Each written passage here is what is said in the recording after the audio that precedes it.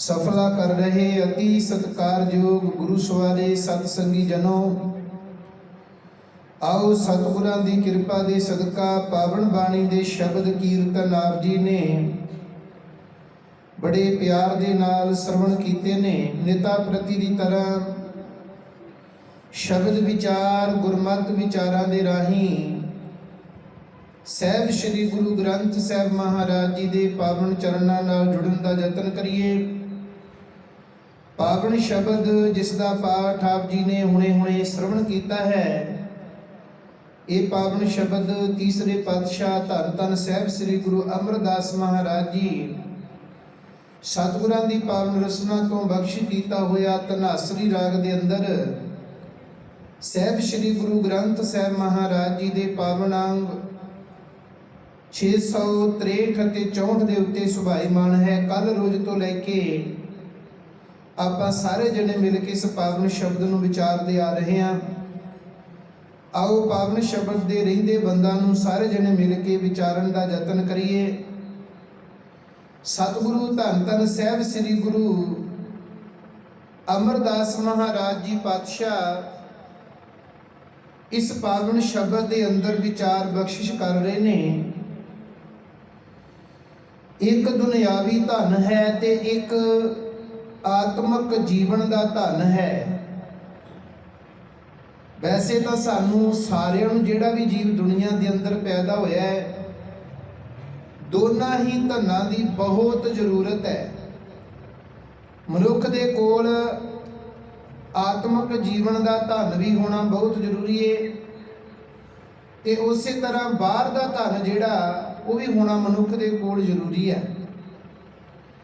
पर बहुती बारी असी जीव दुनिया के अंदर आके दुनियावी धन नूं इकत्तर करदियां अपना मनुखा जीवन का सारा समा बतीत कर देने आ, पर सानू आत्मक धन की समझ नहीं लगती भी आत्मक धन की है।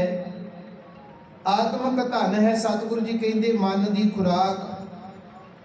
जिवें बाहर शरीर पालन के वास्ते सानू भोजन जरूरी है, इस तरह मन नूं जिउंदा रखण वास्ते आत्मा नूं जिउंदा रखण वास्ते नाम धन हरेक मनुख दे कोल होना बहुत जरूरी है। जिहदे कोल नाम धन नहीं उन्हां नूं सतगुरु जी कहते ये सुक गए कमलाए। नाम धन तो बिना मनुख आत्मक पक्षों सुक जाता है, कमला जाता है।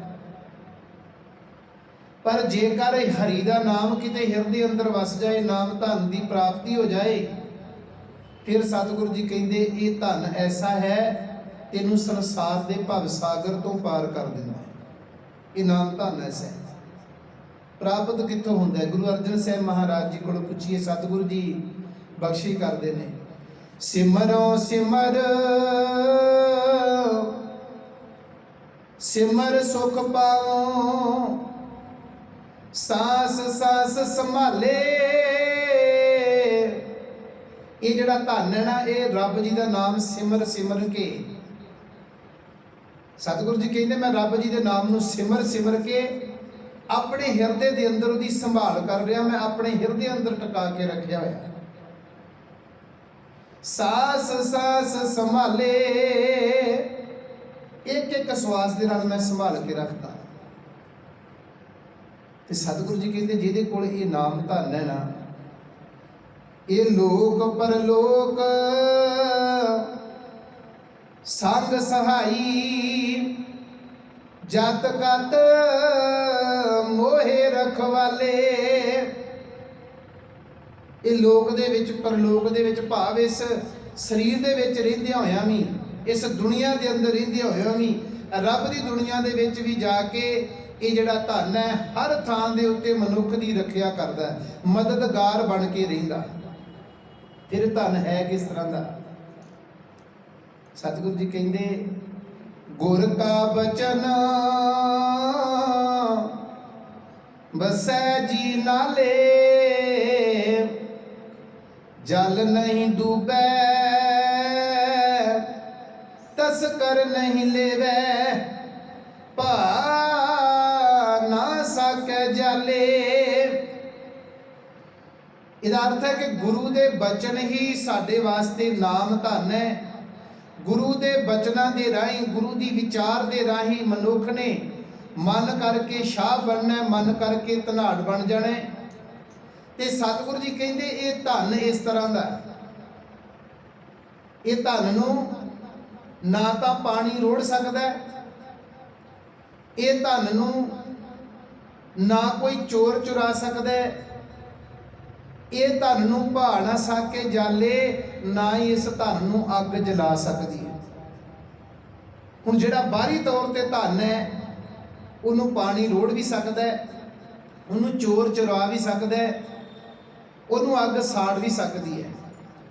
ਬਾਹਰੀ ਧਨ ਕਰਕੇ ਹੋ ਸਕਦਾ ਮਨੁੱਖ ਦੇ ਅੱਜ ਮਨੁੱਖ ਦੇ ਕੋਲ ਬਹੁਤ ਧਨ ਪਦਾਰਥ ਹੋਣ ਤੇ ਕੱਲ ਨੂੰ ਸਮਾਂ ਆਏ ਮਨੁੱਖ ਦੇ ਕੋਲ ਕੁਝ ਵੀ ਨਾ ਹੋਵੇ। ਨਾਮ ਧਨ ਐਸਾ ਹੈ ਜਿਹਨੂੰ ਪ੍ਰਾਪਤ ਹੋ ਗਿਆ, ਸਤਿਗੁਰੂ ਜੀ ਕਹਿੰਦੇ ਉਹ ਫਿਰ ਜਿੰਨਾ ਮਰਜ਼ੀ ਇਹ ਧਨ ਨੂੰ ਵਰਤੀ ਜਾਵੇ, ਇਹ ਧਨ ਕਦੇ ਮੁੱਕਦਾ ਨਹੀਂ, ਇਹ ਧਨ ਮੁੱਕਦਾ ਹੀ ਨਹੀਂ ਕਦੇ। ਸਤਿਗੁਰੂ ਜੀ ਕਹਿੰਦੇ ਇਹ ਗੁਰਸਿੱਖ ਦੇ ਵਾਸਤੇ ਧਨ ਕਿਸ ਤਰ੍ਹਾਂ ਦਾ ਹੈ। ਨਿਰਧਨ ਕੋ ਧਨ ਅੰਧੁਲੇ ਕੋ ਟਿਕ, ਮਾਤ ਦੂਧ ਜੈਸੇ ਬਾਲੇ। ਸਤਿਗੁਰੂ ਜੀ ਕਹਿੰਦੇ ਜਿੱਦਾਂ ਕੋਈ ਦੁਨੀਆ ਦੇ ਅੰਦਰ ਬਾਹਰੀ ਤੌਰ ਤੇ ਕੰਗਾਲ ਹੋਵੇ ਤੇ ਉਹਨੂੰ ਬਹੁਤ ਵੱਡੇ ਧਨ ਦੀ ਪ੍ਰਾਪਤੀ ਹੋ ਜਾਵੇ, ਕਿੰਨਾ ਖੁਸ਼ ਹੋਵੇਗਾ ਉਹ ਮਨੁੱਖ, ਕਿੰਨੀਆਂ ਖੁਸ਼ੀਆਂ ਮਨਾਏਗਾ ਉਹ ਮਨੁੱਖ। ਦੂਜੀ ਉਦਾਹਰਨ ਸਤਿਗੁਰੂ ਜੀ ਦਿੰਦੇ, ਜਿਵੇਂ ਕੋਈ ਇਸ ਤਰ੍ਹਾਂ ਦਾ ਮਨੁੱਖ ਹੋਵੇ ਜਿਹੜਾ ਅੱਖਾਂ ਤੋਂ ਹੀਣਾ ਹੋਵੇ, ਉਹ ਆਪਣੇ ਆਪ ਤੁਰ ਨਾ ਸਕਦਾ ਹੋਵੇ, ਉਹਨੂੰ ਡੰਗੋਰੀ ਮਿਲ ਜਾਵੇ, ਉਹਨੂੰ ਕੋਈ ਸਹਾਰਾ ਮਿਲ ਜਾਵੇ, ਜਿੱਦਾਂ ਉਹਦੇ ਮਨ ਵਿੱਚ ਆਨੰਦ ਆ ਜਾਂਦਾ, ਉਹ ਖੁਸ਼ ਹੋ ਜਾਂਦਾ ਹੈ। ਤੀਸਰੀ ਉਦਾਹਰਨ ਹੈ, ਜਿਵੇਂ ਬੱਚਾ ਛੋਟੀ ਆਜੂ ਦੇ ਵਿੱਚ ਕੇਵਲ ਮਾਂ ਦੇ ਦੁੱਧ ਤੇ ਨਿਰਭਰ ਹੁੰਦਾ, ਉਹਦੇ ਸਾਹਮਣੇ ਲਿਆ ਕੇ ਭਾਵੇਂ ਜਿੰਨੇ ਮਰਜ਼ੀ ਪਦਾਰਥ ਰੱਖ ਦਿਓ, ਪਰ ਉਹ ਪਤੀਜਦਾ ਉਦੋਂ ਜਦੋਂ ਮਾਂ ਆ ਕੇ ਦੁੱਧ ਦਿੰਦੀ ਹੈ। ਸਤਿਗੁਰੂ ਜੀ ਕਹਿੰਦੇ ਇਸੇ ਤਰ੍ਹਾਂ ਗੁਰਸਿੱਖ ਦੇ ਵਾਸਤੇ ਉਹ ਰੱਬ ਜੀ ਦਾ ਨਾਮ ਧਨ ਹੈ। ਨਿਰਧਨ ਕੋ ਧਨ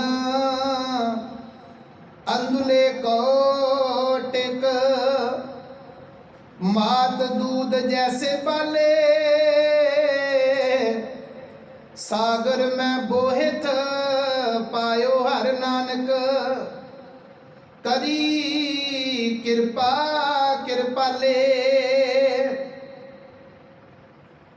ਸਤਿਗੁਰੂ ਜੀ ਕਹਿੰਦੇ ਹੇ ਨਾਨਕ ਆਖ ਇਹ ਧਨ ਇਸ ਤਰ੍ਹਾਂ ਦਾ ਹੈ, ਮੰਨੋ ਕਿ ਸਾਗਰ ਦੇ ਵਿੱਚੋਂ ਪਾਰ ਹੋਣ ਵਾਸਤੇ, ਦੁਨੀਆ ਇੱਕ ਗਹਿਰਾ ਸਾਗਰ ਹੈ ਨਾ, ਇਹ ਦੁਨੀਆ ਦੇ ਵਿੱਚੋਂ ਪਾਰ ਹੋਣ ਵਾਸਤੇ ਰੱਬ ਜੀ ਦਾ ਨਾਮ ਰੂਪੀ ਧਨ ਇੱਕ ਜਹਾਜ਼ ਹੈ।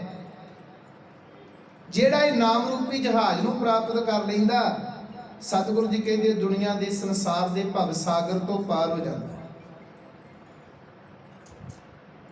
ਪਾਵਨ ਸ਼ਬਦ ਜਿਹੜਾ ਆਪਾਂ ਵਿਚਾਰ ਰਹੇ ਹਾਂ ਗੁਰੂ ਅਮਰਦਾਸ ਮਹਾਰਾਜ ਜੀ ਦਾ, ਕੱਲ ਪਹਿਲੀਆਂ ਦੋ ਪੰਕਤੀਆਂ ਤੇ ਰਹਾਉ ਵਾਲਾ ਬੰਧ ਵਿਚਾਰਨ ਦੀ ਕੋਸ਼ਿਸ਼ ਕੀਤੀ ਸੀ ਆਪਾਂ ਸਾਰੇ ਜਣਿਆਂ ਨੇ ਮਿਲ ਕੇ।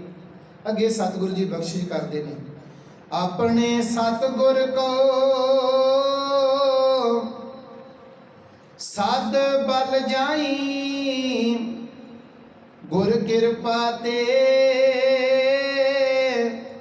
ਹਰ ਮਨ ਵਸਾਈ। हे ਭਾਈ ਮੈਂ ਆਪਣੇ ਗੁਰੂ ਤੋਂ ਵਾਰੇ ਜਾਣਾ, ਸਦਕੇ ਜਾਣਾ, ਬਲਿਹਾਰੇ ਜਾਣਾ, ਜਿਹਦੀ ਕਿਰਪਾ ਦੇ ਸਦਕਾ ਮੈਂ ਨਿਤਾ ਪ੍ਰਤੀ ਹਰ ਸਮੇਂ ਉਸ ਪ੍ਰਭੂ ਜੀ ਦੇ ਨਾਮ ਧਨ ਨੂੰ ਆਪਣੇ ਹਿਰਦੇ ਦੇ ਅੰਦਰ ਵਸਾਉਂਦਾ। ਉਹਦੀ ਰਹਿਮਤ ਤੋਂ ਬਿਨਾ ਇਹ ਧਨ ਦੀ ਪ੍ਰਾਪਤੀ ਨਹੀਂ ਹੋ ਸਕਦੀ। ਰਹਾਉ ਵਾਲੇ ਬੰਦ ਤੋਂ ਬਾਅਦ ਸਤਿਗੁਰੂ ਜੀ ਕਹਿੰਦੇ ਇਹ ਧਨ ਕਰਦਾ ਕੀ ਹੈ, ਜਿਹੜੇ ਮਨੁੱਖ ਨੂੰ ਪ੍ਰਾਪਤ ਹੋ ਜਾਂਦਾ। ਹੁਣ ਜੇ ਬਾਹਰੀ ਤੌਰ ਤੇ ਮਨੁੱਖ ਦੇ ਕੋਲ ਧਨ ਹੈ ਨਾ, ਤੇ ਮਨੁੱਖ ਆਪਣੀਆਂ ਕਈ ਵਾਰੀ ਮਨ ਭਾਉਂਦੀਆਂ ਵਸਤੂਆਂ ਨੂੰ ਉਹ ਧਨ ਤੋਂ ਖਰੀਦ ਲੈਂਦਾ, ਖਰੀਦ ਸਕਦਾ ਹੈ। ਪਰ ਜਿਹੜਾ ਨਾਮ ਧਨ ਹਿਰਦੇ ਦੇ ਅੰਦਰ ਵਸਿਆ ਨਾ, ਉਹ ਮਨੁੱਖ ਨੂੰ ਅਮੋਲਕ ਕਿਵੇਂ ਬਣਾ ਦਿੰਦਾ, ਉਹਦਾ ਹਿਰਦਾ ਅਮੋਲਕ ਕਿਵੇਂ ਬਣ ਜਾਂਦਾ। ਸਤਿਗੁਰੂ ਜੀ ਕਹਿੰਦੇ ਅਵਗੁਣ ਕਾਟ ਗੁਣ ਹਿਰਦੈ ਸਮਾਏ। ਦੁਨੀਆ ਦੇ ਅੰਦਰ ਕੋਈ ਐਸਾ ਧਨ ਨਹੀਂ ਜਿਹੜਾ ਸਾਡੇ ਜੀਵਨ ਦੇ ਵਿੱਚ ਔਗਣਾਂ ਨੂੰ ਖਤਮ ਕਰ ਸਕੇ। ਕਈ ਵਾਰੀ ਬਾਹਰੀ ਤੌਰ ਤੇ ਧਨ ਦੇ ਨਾਲ ਜੀਵਨ ਅੰਦਰ ਔਗਣ ਤੇ ਭਰ ਸਕਦੇ ਨੇ, ਪਰ ਬਾਹਰ ਰੂਪੀ ਧਨ ਕੋਈ ਐਸਾ ਧਨ ਨਹੀਂ ਜਿਹੜਾ ਸਾਡੇ ਜੀਵਨ ਦੇ ਅੰਦਰੋਂ ਔਗਣਾਂ ਨੂੰ ਖਤਮ ਕਰ ਸਕੇ। ਸਤਿਗੁਰੂ ਜੀ ਕਹਿੰਦੇ ਜਿਹੜਾ ਨਾਮ ਧਨ ਹੈ ਉਹ ਸਭ ਤੋਂ ਪਹਿਲਾ ਕੰਮ ਹੀ ਇਹ ਕਰਦਾ, ਅਵਗੁਣ ਕਾਟ ਗੁਣ ਹਿਰਦੈ ਸਮਾਏ। ਔਗਣਾਂ ਨੂੰ ਜੀਵਨ ਵਿੱਚੋਂ ਖਤਮ ਕਰ ਦਿੰਦਾ ਤੇ ਗੁਰੂ ਕਿਰਪਾ ਕਰਕੇ ਗੁਣ ਉਹਦੇ ਜੀਵਨ ਦੇ ਅੰਦਰ ਭਰਨਾ ਸ਼ੁਰੂ ਕਰ ਦਿੰਦਾ ਹੈ। ਅਵਗੁਣ ਕਾਟ ਗੁਣ ਹਿਰਦੈ ਸਮਾਏ। ਪੂਰੇ ਗੁਰ ਕੈ ਸਹਿਜ ਸੁਭਾਏ।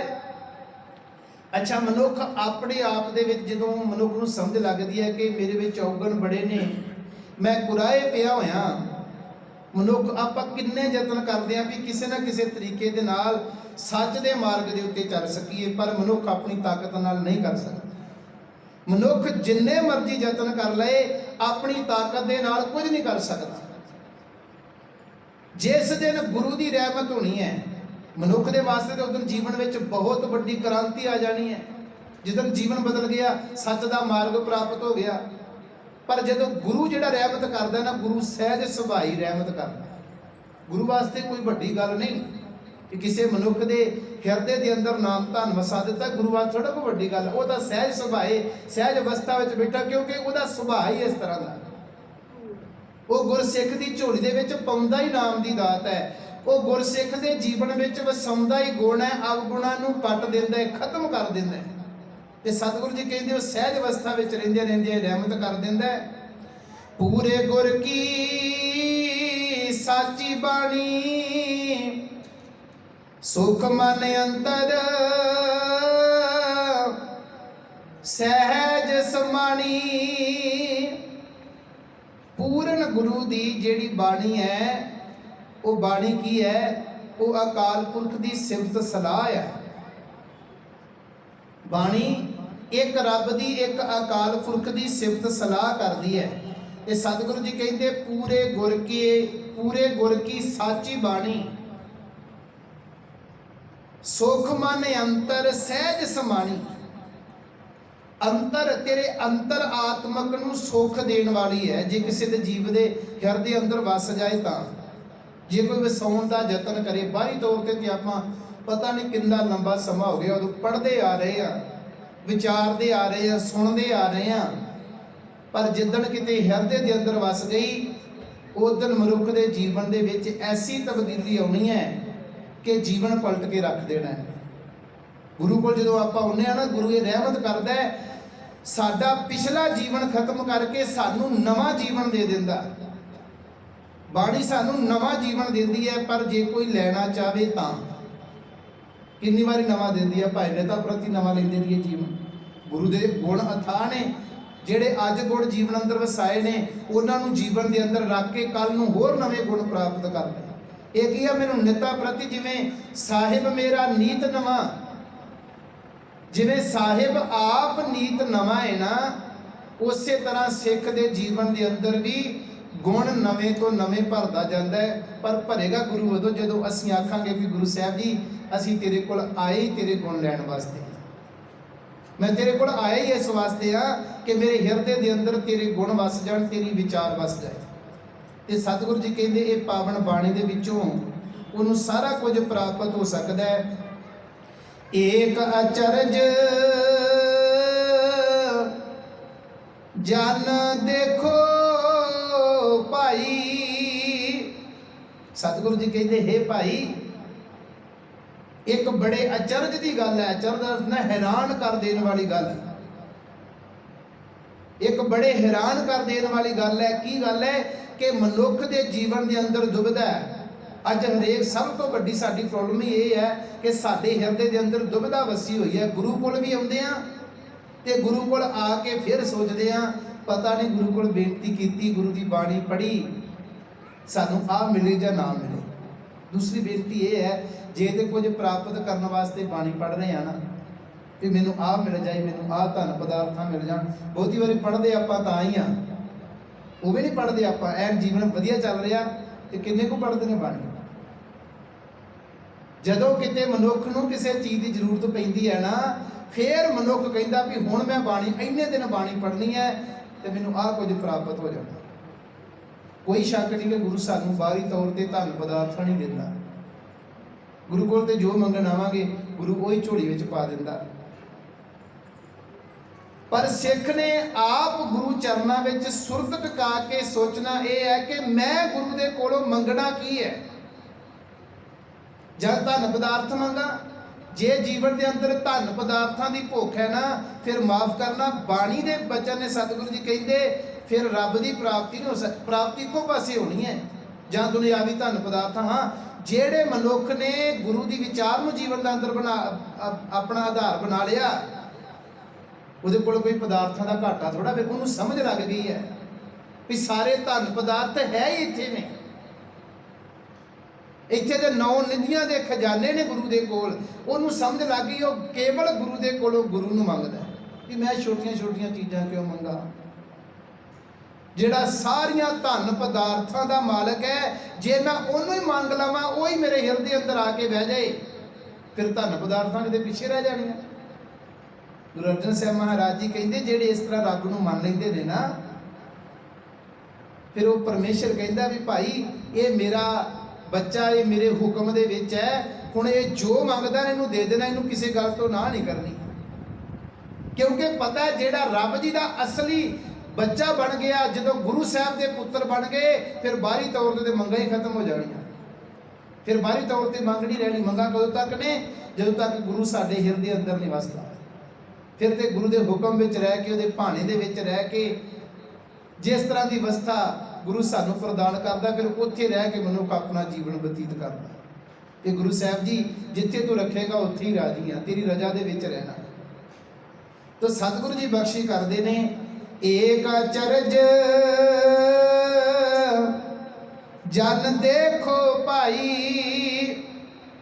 दुबदा मार हर मन वसाई। भाई हैरान कर देने वाली गल यह है कि जेड़ी दुविधा मन दे विचों मरदी नहीं सी ना, बड़े यतन कीते, संगत कीती, पाठ भी बड़े कीते, होर दुनिया के अंदर जेड़े किसी ने धार्मिक कर्म दसे वो धार्मिक कर्म भी दुनिया के अंदर करके वेखे, पर दुविधा नहीं मन के अंदरों खत्म हुई। सतगुरु जी कहते जिन्नी देर तक दुविधा मन के अंदर, उन्नी देर तक तेनू नाम रूपी धन की प्राप्ति नहीं होनी। गुरु नानक साहब जी कहते जिस जल निध कारण तुम जग आए, सो अमृत गुर पाही जियो, छोड़ो वेश भेख चतुराई, दुविधा ये फल नाही जियो। भटकना कित्थे है? दुविधा दे विच आ गई। जे साडा मन भटक रहा है ना, ਇਹਦਾ अर्थ यह है कि मन दुविधा दे विच है, ते जदों मन की भटकना खत्म होनी है, उदों जीवन अंदरों दुविधा ही खत्म हो जानी। मन रे थिर रहो, मत कत जाही जियो, बाहर ढूंढत बहुत दुख पावे, घर अमृत घट माही जियो। अमृत रूपी नाम तेरे हिरदे दे अंदर ही है, किते बाहर ना भालन चल जाए। जे बाहरों लभेगा तो बाहरों, सतगुरु जी कहते ना बाणी के अंदर, संसार रोगी, जे संसार के अंदरों बाहरों लभन लगे ना, फिर दुख तो तेन मिल सकते हैं। मत सोचनी तेन किते रब मिल जाए, मत सोचनी तेरे हिरदे के अंदर किते धन पदार्थ इकट्ठे हो जाए, मत सोचनी तू कि गुरु जी विचार का धारनी हो जाए। कदों होएगा? जदों अपना हिरदा फुलेगा। फरीदा जंगल जंगल क्या पवै, वन कंडा मुड़े, बसी रब हयाली है, जंगल क्या ढूंढे, रब तेरे हिरदे अंदर तू जंगलों अंदर लभदा फिरदा, जिथों के सारी जिंदगी लभदा रहेगा, तेनू लभना नहीं। लभना अपने हिरदे दे अंदरों ही है। जिदन अपना मन रूपी जंगल फरोल लएगा ना, इसे जंगल दे विचों तेनू रब मिल जाना। तेरा मन ही जंगल बनया होया, ਇਹਦੇ ਅੰਦਰੋਂ ਕੂੜ ਕਬਾੜਾ ਖਤਮ ਕਰਕੇ ਇਹਨੂੰ ਨਿਰਮਲ ਕਰ ਲੈ, ਹਿਰਦੇ ਰੂਪੀ ਘਰ ਨੂੰ ਚੰਗਾ ਬਣਾ ਲੈ। ਤੇ ਗੁਰੂ ਸਾਹਿਬ ਜੀ ਦੀ ਜਿਹੜੀ ਬਾਣੀ ਹੈ ਨਾ, ਉਹ ਸਾਡੇ ਹਿਰਦੇ ਨੂੰ ਚੰਗਾ ਬਣਾਉਂਦੀ ਹੈ, ਸਾਡੇ ਮਨ ਨੂੰ ਚੰਗਾ ਬਣਾਉਂਦੀ ਹੈ, ਸਾਡੇ ਮਨ ਨੂੰ ਧੋਂਦੀ ਹੈ। ਇਹਨੂੰ ਸਤਿਗੁਰੂ ਜੀ ਕਹਿੰਦੇ ਰਾਮਦਾਸ ਸਰੋਵਰ ਨਾਤੇ, ਸਭ ਉਤਰੇ ਪਾਪ ਕਮਾਤੇ, ਨਿਰਮਲ ਹੋਏ ਕਰ ਇਸ਼ਨਾਨਾ, गुरपूरे कीने दाना। जे निर्मल होना है तो आ सत संगत रूपी राम दे दासां दा सरोवर है, जिथे मन नूं इशनान करवा के निर्मल कीता जा सकता है। उधर सतगुरु जी कहते आ अचरज की गल है कि गुरु दे चरनां विच संगत करन दे नाल मनुख दे जीवन दे अंदरों दुविधा ही खत्म हो जाती है, दुविधा वाली भावना ही खत्म हो जाती है। अगले बंद अंदर सतगुरु जी बख्शिश करते ने, नाम अमोलक ना पाया जाए। सतगुरु जी कहते जिहड़ा नाम है ना, इन्ना अमोलक है, ये धन पदार्थां दे नाल खरीदिया ही नहीं जाता। पर जदों गुरु रहमत करदे, गुर प्रसाद वसै मन। देखो गुरु साडे उत्ते किन्ना वड्डा परोपकार करदा है। जेड़े नाम रूपी धन नूं दुनिया दे जिन्ने पदार्थ ने इकट्ठे करके रख दिओ ते कहो असीं नाम नूं खरीद लईए, नहीं खरीदिया जा सकदा। जेड़ा नाम इन्ना कीमती है ते गुरु जदों त्रुटदा है, प्रसाद अर्थ हुंदा है किरपा। जदों गुरु किरपा करदा है ते सिख दे कोलों कोई भेटा नहीं लैंदा, कोई पैसा नहीं लैंदा, कोई कुछ नहीं लैंदा, वो सिख दे जीवन अंदर वसा दिंदा। हुण बार बार सतगुरु जी क्यों कह रहे भी वो मनुख धनी है जिहदे कोल नाम धन है। हुण नाम धन की कीमत ही इन्नी है, जिहड़ा सारे संसार के पदार्थ इकट्ठे कर लो आपां तां भी नहीं खरीद सकते। पर वो गुरसिख के हिरदे के अंदर वसिया होया। सतगुरु जी कहते जिन्ना वड्डा ये शाहूकार बन गया, ये वर्गा कोई शाहूकार नहीं बन सकता, ये वर्गा कोई शाहूकार नहीं। गुर प्रसाद वसै मन आए। गुरु साहब जी की कृपा दे सदका ये नाम धन हिरदे विच आके वस जाता। सब में वसै प्रभ एको सोए, गुरमती घट प्रगट होए। रब जी है तो साडे हिरदे अंदर है, सारियां दे हिरदे अंदर ही बैठा होया। पर प्रगट किन्ने कीता?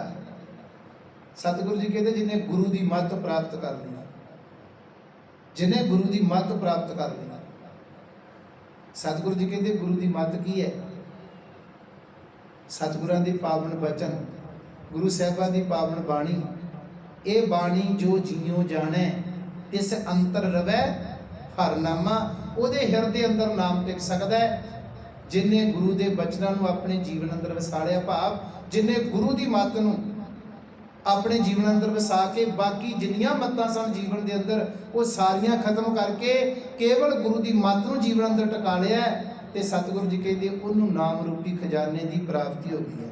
ਗੁਰਮਤੀ ਘਟ ਪ੍ਰਗਟ ਹੋਏ, ਸਹਿਜੇ ਜਿਨ ਪ੍ਰਭ ਜਾਣ ਪਛਾਣਿਆ। नानक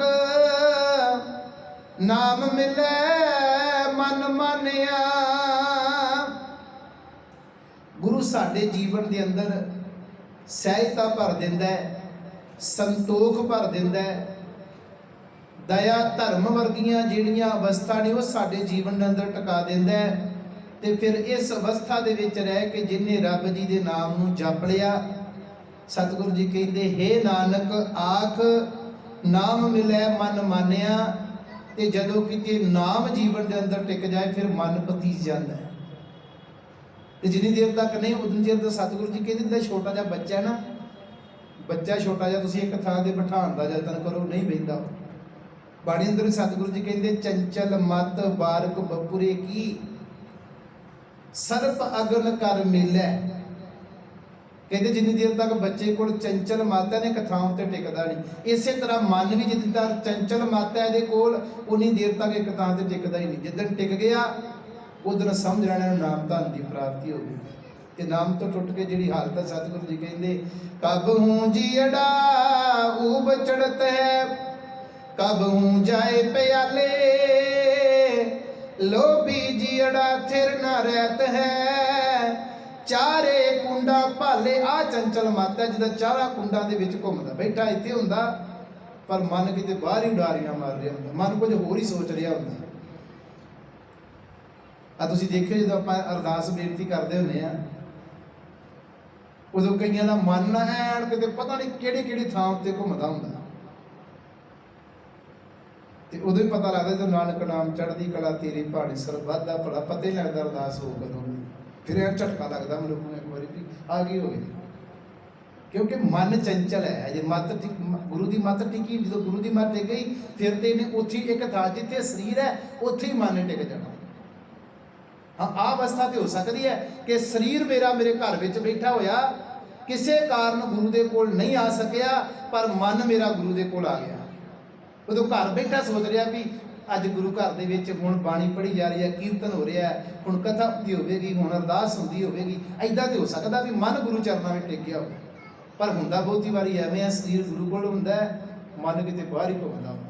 ਸੋ ਸਤਿਗੁਰੂ ਜੀ ਕਿਰਪਾ ਕਰਨ, ਅਸੀਂ ਪਾਵਨ ਬਾਣੀ ਨੂੰ ਆਪ ਪੜ੍ਹ ਕੇ, ਆਪ ਵਿਚਾਰ ਕੇ, ਜੀਵਨ ਦੇ ਅੰਦਰ ਸਮੁੱਚੀ ਵਿਚਾਰਧਾਰਾ ਨੂੰ ਟਿਕਾ ਕੇ, ਮਨ ਦਾ ਟਿਕਾ ਗੁਰੂ ਚਰਨਾਂ ਦੇ ਵਿੱਚੋਂ ਪ੍ਰਾਪਤ ਕਰ ਸਕੀਏ। ਬਾਹਰੋਂ ਕਿਤੋਂ ਨਹੀਂ ਪ੍ਰਾਪਤ ਹੋਣਾ, ਜਦੋਂ ਪ੍ਰਾਪਤ ਹੋਣਾ ਹੈ ਗੁਰੂ ਦੇ ਕੋਲੋਂ ਪ੍ਰਾਪਤ ਹੋਣਾ ਹੈ। ਤੇ ਗੁਰੂ ਸਾਹਿਬ ਜੀ ਨੇ ਵੀ ਰਹਿਮਤ ਉਦਨ ਕਰਨੀ ਹੈ ਜਿੱਦਣ ਅਸੀਂ ਆਪ ਕੋਸ਼ਿਸ਼ ਕਰਾਂਗੇ ਕਿ ਮਨ ਸਾਡਾ ਟਿਕ ਜਾਏ।